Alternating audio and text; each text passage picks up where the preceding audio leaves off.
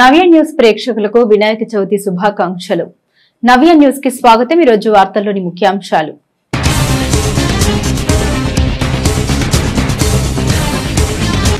ప్రతి రైతు బ్లాక్ బార్లీని ప్రభుత్వం కొనుగోలు చేస్తుంది. బాపట్ల కర్లపాలెం మండలం నల్లమోతువారిపాలెంలోని ఎఫ్సీఐ గోదాంలో ఏర్పాటు చేసిన పొగాకు కొనుగోలు కేంద్రాన్ని పరిశీలించిన కలెక్టర్ వెంకట మురళి.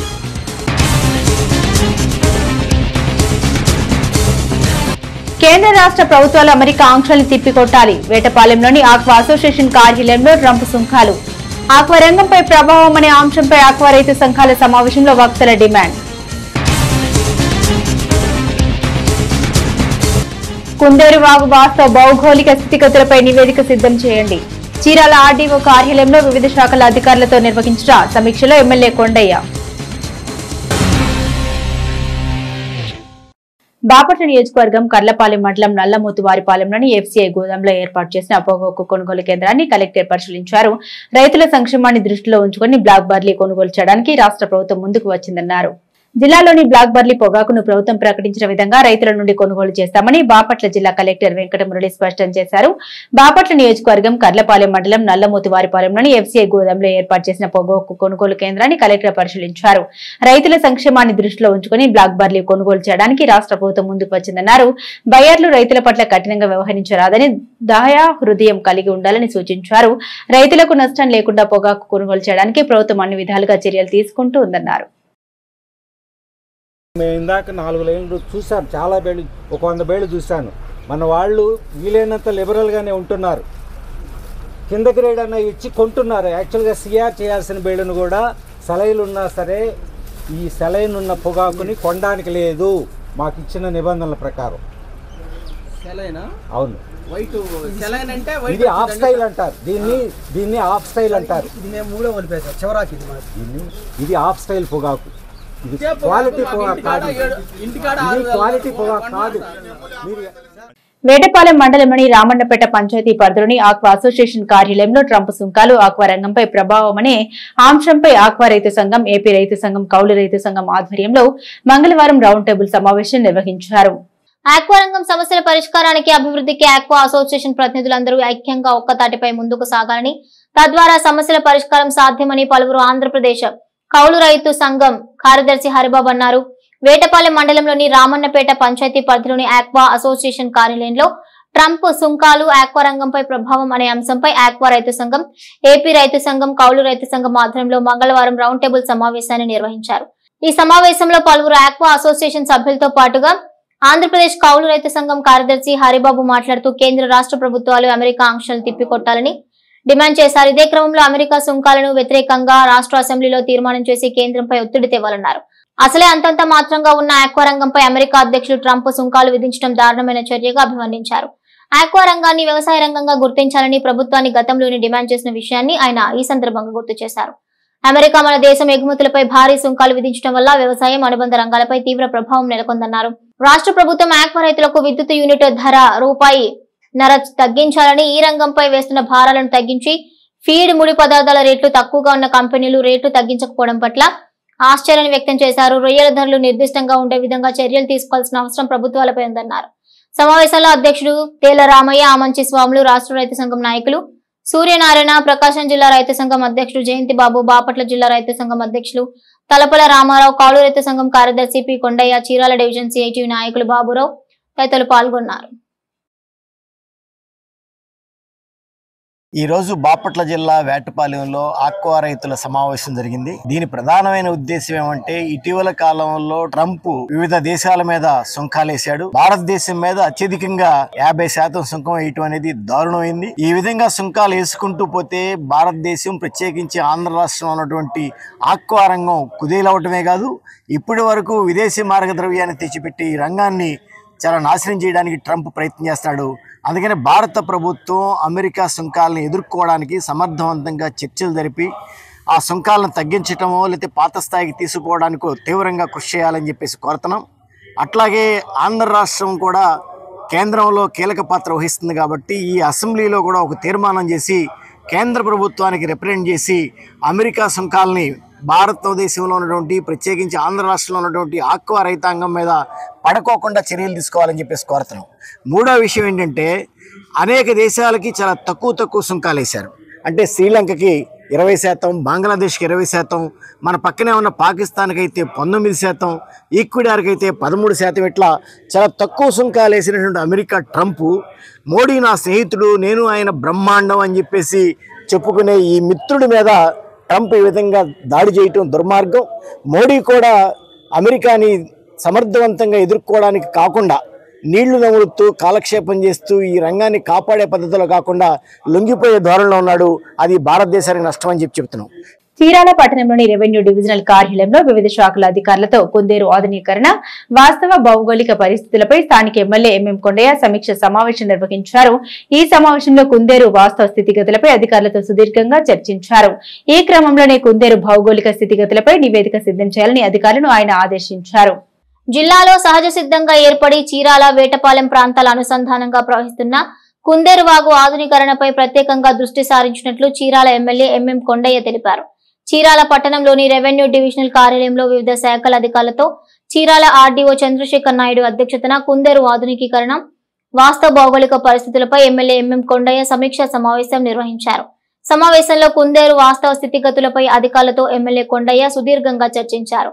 ఈ క్రమంలోనే కుందేరు భౌగోళిక స్థితిగతులపై నివేదిక సిద్ధం చేయాలని అధికారులను ఆయన ఆదేశించారు. ఈ సందర్భంగా ఎమ్మెల్యే కొండయ్య మాట్లాడుతూ సహజ సిద్ధంగా ఏర్పడిన కుండ్రు కాలువ ఒక్కనొక సమయంలో నియోజకవర్గ ప్రజలతో పాటుగా జిల్లాలోని అనేక ప్రాంతాల ప్రజలకు, రైతులకు ఎంతో ఉపయోగకరంగా ఉండేదన్నారు. కాలక్రమేపీ అనేక ప్రాంతాలలో కుందేరును అసంబద్ధంగా పూడ్చివేయటం, ఆక్రమణలు చేయటం, వ్యర్థాలు వేయటం వంటి అనేక కారణాల వల్ల కుందేరు తన సహజ సిద్ధమైన ఔన్నత్యాన్ని, ఉనికి కోల్పోయిందన్నారు.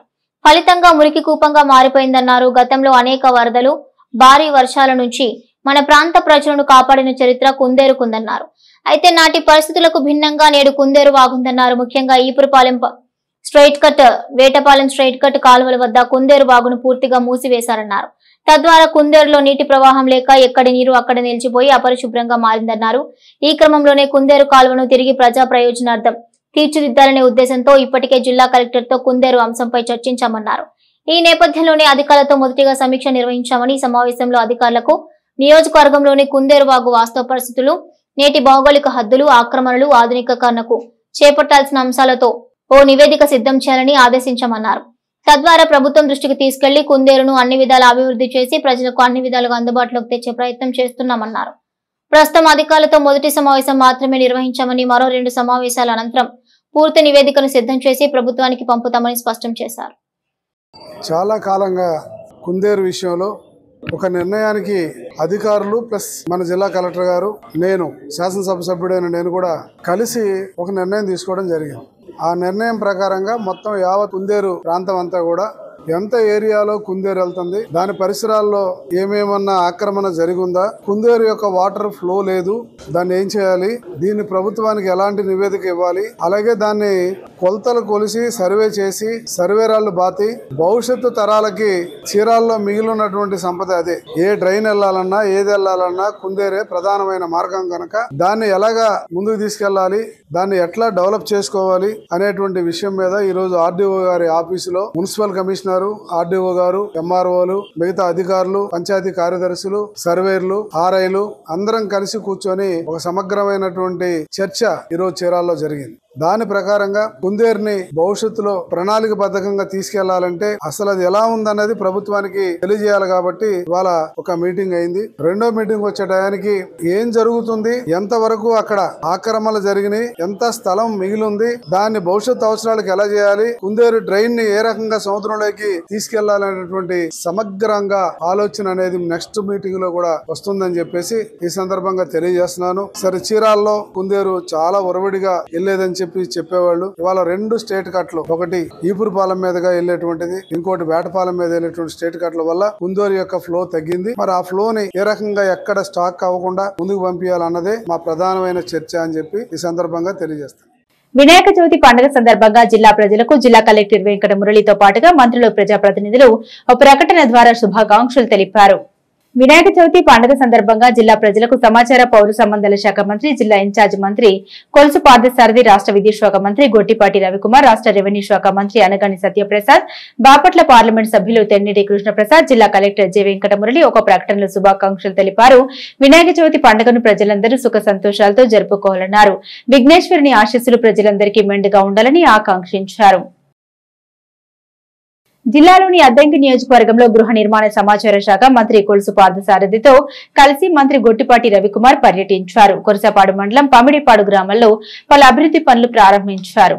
సీఎం చంద్రబాబు నాయకత్వంలో కూటమి ప్రభుత్వం అభివృద్ధి సంక్షేమం లక్ష్యంగా ముందుకు వెళ్తోందని రాష్ట్ర విద్యుత్ శాఖ మంత్రి గొట్టిపాటి రవికుమార్ తెలిపారు. జిల్లాలోని అద్దంకి నియోజకవర్గంలో గృహ నిర్మాణ సమాచార శాఖ మంత్రి కొలుసు పార్థసారథితో కలిసి మంత్రి గొట్టిపాటి రవికుమార్ పర్యటించారు. కొరసపాడు మండలం పమిడిపాడు గ్రామంలో పలు అభివృద్ధి పనులు ప్రారంభించారు. ముఖ్యంగా పమిడిపాడు గ్రామంలో 70 లక్షలతో నిర్మించిన సీసీ రోడ్లు, సైడ్ డ్రైన్లు, 34.68 లక్షలతో చేపట్టిన ఇంటింటికి తాగునీటి పథకం, దాతల సహకారంతో నిర్మించిన బస్ షెల్టర్ ను మంత్రులు గొట్టిపాటి రవి, కొలుసు పార్థసారథి ప్రారంభించారు. అదనంగా 30 లక్షల సిఎస్ఆర్ నిధులతో నిర్మించనున్న సామాజిక భవనానికి శంకుస్థాపన చేశారు. అనంతరం గ్రామాల్లో ఏర్పాటు చేసిన ఎన్టీఆర్ విగ్రహాన్ని ఆవిష్కరించి ప్రజల హర్షధ్వానాల మధ్య శిలాఫలకాలు ఆవిష్కరించారు. ఈ సందర్భంగా మంత్రి గొట్టిపాటి రవికుమార్ మాట్లాడారు. రాష్ట్రంలో అర్హులైన ప్రతి ఒక్కరికి సంక్షేమ పథకాలు అందుతున్నాయని పేర్కొన్నారు. రికార్డు స్థాయిలో రాష్ట్ర వ్యాప్తంగా పెన్షన్లు పంపిణీ చేస్తున్నామని తెలిపారు. అదేవిధంగా రాష్ట్ర వ్యాప్తంగా 1.10 లక్షల మందికి స్పౌస్ పెన్షన్లు ఇటీవల మంజూరు చేశామని వివరించారు. తల్లికి వందనం పథకంలో భాగంగా తల్లుల ఖాతాల్లో 10,000 జమ చేశామని గుర్తు చేశారు. గతంలో ఎస్సీ కాలనీలో కమిటీ గారు అడిగితే ఇవాళ శంకుస్థాపన చేసాం. తొందరలో అది కూడా కట్టి పూర్తి చేస్తాం. నరేష్ సొంత డబ్బులతోటి మంచి బస్ షెల్టర్ కట్టించాడు. ఇంకా ఈ గ్రామానికి సంబంధించిన కార్యక్రమాలు ఏమన్నా సరే తప్పకుండా చేస్తాం. ముఖ్యంగా ఏంటంటే మేదరమెట్ల నుంచి మన గ్రామానికి రాజ్పూడి దాకా డబల్ రోడ్ అడుగుతున్నారు. ఆ రిజర్వాయర్ కూడా ఫైల్ నడుస్తుంది. తొందరలోనే కొలిసిపాడు రిజర్వాయర్ పూర్తి చేసి మన పౌడిపాడు సంబంధించిన రైతులకి అప్పుడు చాలా తక్కువ ఇచ్చారు డబ్బులు. 12 లక్షలు ఇప్పించాం కాలువకి. చంద్రబాబు గారు అప్పుడు ముఖ్యమంత్రి ఉన్న 14 to 19లో మళ్ళీ అదే విధంగా రావాలని అడిగితే కోర్టులో ఉంది. కోర్టులో ఫైట్ చేస్తున్నాం. తొందరలో అది కూడా కంప్లీట్ చేసి తప్పకుండా చేస్తాం. ఇవాళ చాలా సేపు అయింది. దాదాపు 4 నుంచి చాలా మంది వెయిట్ చేస్తున్నారు. వర్షం పడుతుంది. నేను ఎక్కువసేపు ఇసుక చదల్చుకోలేదు. మా చేతుల మీదుగా ఇద్దరు పెద్దలు ఎన్టీ రామారావు గారు, రామాంజనేయ గారు విగ్రహావిష్కరణలో ఆవిష్కరించే అవకాశం కల్పించినందుకు మీ అందరూ కూడా పేరు పేరున నా ధన్యవాదాలు తెలియజేసుకుంటూ, గతంలో ఏ విధంగా అయితే తెలుగుదేశం పార్టీకి మంచి ఆదరణ ఉంది ఈ గ్రామంలో, అదే ఆదరణ రాబోయే రోజుల్లో కూడా ఉండాలి. అదే ఆదరణ మీ దగ్గర నుంచి పొందాలంటే మేము కూడా జాగ్రత్తగా పనిచేయాలని చెప్పి కూడా తెలియజేసుకుని, నేను కాదు జయ కూడా అందరూ చూసుకుని నేను కారులో వెళ్తానని చెప్పి మన మీద ఎంతో ప్రేమతో, నా మీద గౌరవంతో వాళ్ళ ఇక్కడ రావడం జరిగిందనమాట. పోలీస్ అధికారి గారికి కూడా నా అభినందన తెలియజేసుకుంటా ఉన్నాను ఇంతవరకు వచ్చినందుకు మా కోసం. అదేవిధంగా నాకు ఫస్ట్ రాజకీయ వేదిక ఎక్కింది మేము ఈ గ్రామంలోనే. నేను ఎమ్మెల్యే ముందు ఆంజనేయులు గారి విగ్రహం చనిపోయినప్పుడు ఎక్కాను. బాగా గుర్తుంది. ఇంకా నేను ఎమ్మెల్యే అవ్వనప్పుడు నరేష్ ఫ్రెండ్ నేను అప్పుడు వచ్చాను. నవ్య న్యూస్ ముగించే ముందు ముఖ్యాంశాలు మరోసారి.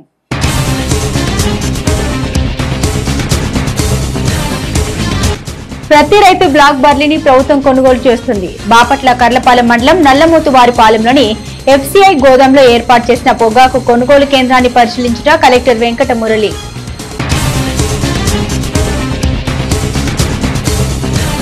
కేంద్ర రాష్ట్ర ప్రభుత్వాలు అమెరికా ఆంక్షల్ని తిప్పికొట్టాలి. వేటపాలెంలోని ఆక్వా అసోసియేషన్ కార్యాలయంలో ట్రంప్ సుంకాలు. ఆక్వా రంగంపై ప్రభావం అనే అంశంపై ఆక్వా రైతు సంఘాల సమావేశంలో వక్తల డిమాండ్.